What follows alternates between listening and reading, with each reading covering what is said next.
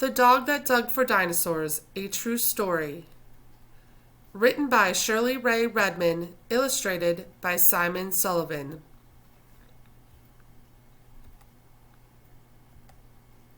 The Dog That Dug for Dinosaurs, a True Story.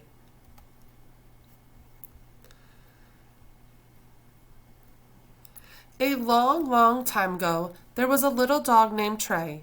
He was black and white all over. He had friendly brown eyes and a very wiggly tail. Trey lived in England. Trey was a real dog, and this is an honestly true story about him.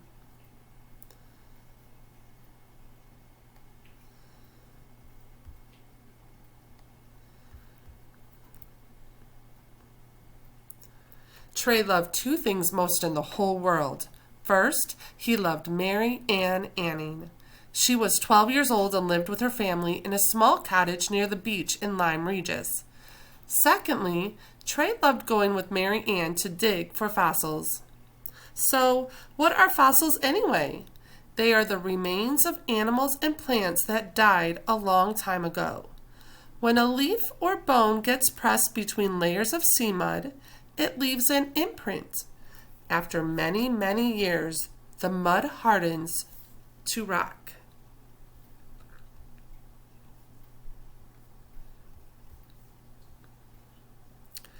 Trey and Mary Ann knew that they would find the very best fossils high up on the cliffs around the beach. They climbed up there every day. Trey sniffed the rocks. Sniff, sniff. He pawed the dirt. Scratch, scratch. Mary Ann used a small hammer and chisel. Tap, tap, tap. With these tools, Mary Ann carefully cut fossils out of the cliff, just as her father had shown her. Trey watched as she placed the fossils in her basket. Most of them looked like seashells. Mary Ann and Trey sold them as souvenirs to the tourists that came by stagecoach to swim at the beach near their home.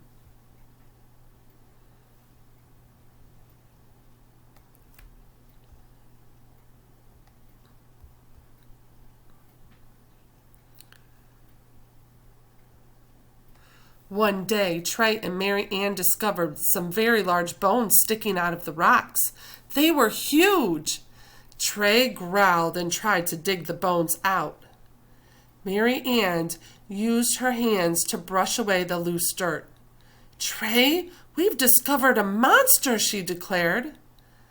The bones were much too big for Trey and Mary Ann to remove by themselves.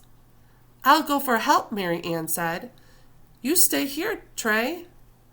Trey barked loudly and sat down in front of the bones. He was a very good guard dog.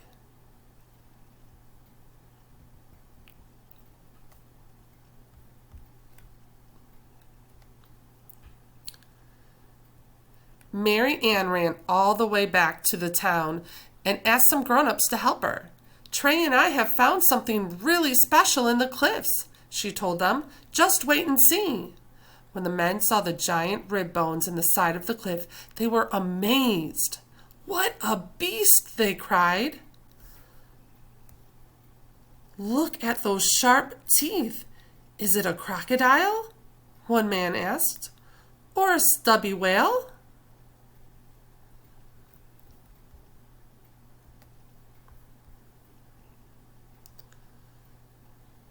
"We don't know what it is," Mary Ann admitted, "but we know it's something special, don't we, Trey?"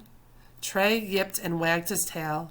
A rich man who lived nearby heard about the sea monster. He hurried to see it for himself. "I'll buy it," he cried. "I will give it to the British Museum in London." "Do you know what it is?" Mary Ann asked. "It is called an ichthyosaur," the man told her. "That means fish lizard," he explained. "It's like a dinosaur with fins."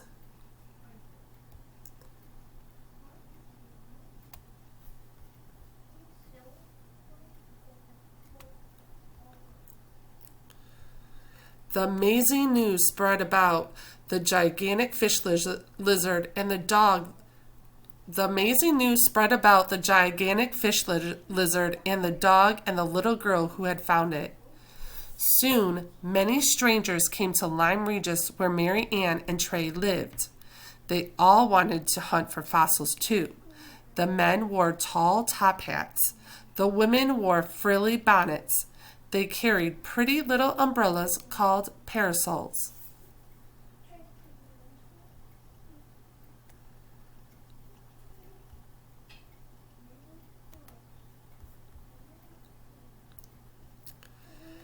Mary Ann shook her head and smiled. She rubbed Trey's soft ears. They watched the strangers together. They don't have the right tools, Mary Ann whispered. They are wearing the wrong kinds of shoes. Aren't they silly, Trey? Trey yipped and chased his tail. Curious scientists visited Lyme Regis too. One man came from the university in Oxford. His name was William Buckland. He went to the old carpenter shop where Mary Ann and Trey sold their fossils. Can you show me where you found your ichthyosaur, young lady? He asked politely. Do you think you could find the exact spot again?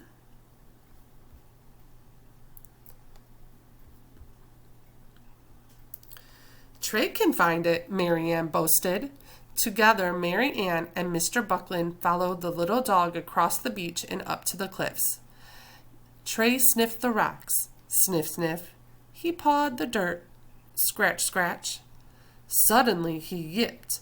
Then he sat down. Mary Ann pointed. That is the exact place where she had discovered the strange fish lizard. What an intelligent dog, Mr. Buckland declared. Trey wagged his tail.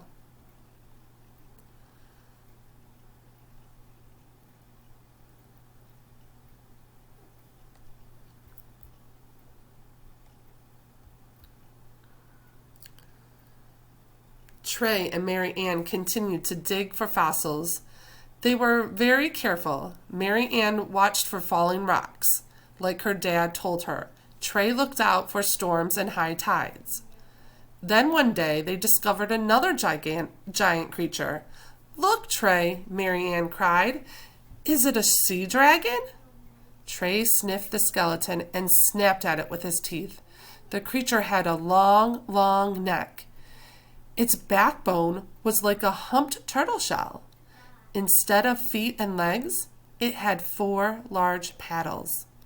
But it wasn't a sea dragon. Mr. Buckland called it a plesiosaur.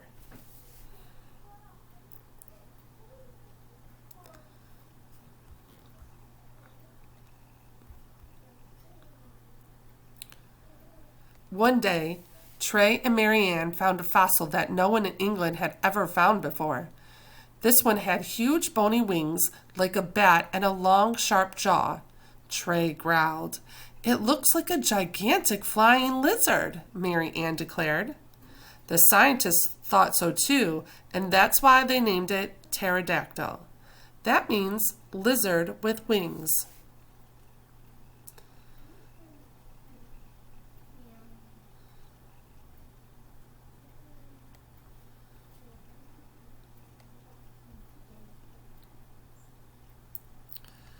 Over the years, Trey, Mary Ann, and Mr. Buckland became good friends. They showed him where to find the best fossils in Lyme Regis. Mr. Buckland brought books about dinosaurs for Mary Ann. He brought beef bones for Trey. Mary Ann, with Trey on her lap, studied her books every day.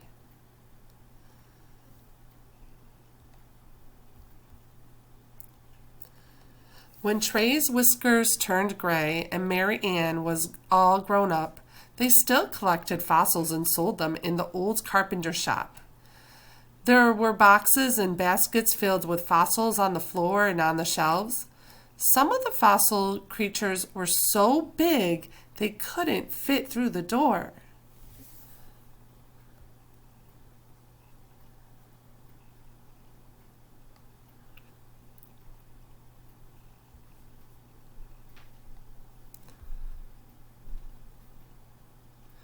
Sometimes children and tourists stopped in to buy fossils of ancient sand dollars or tiny fish and curly shells. Many scientists came to the shop to buy fossils too. They brought carts and wagons to haul away the really large ones. Once, a German king stopped at the shop to buy fossils for his collection, and so did the Duke of Buckingham.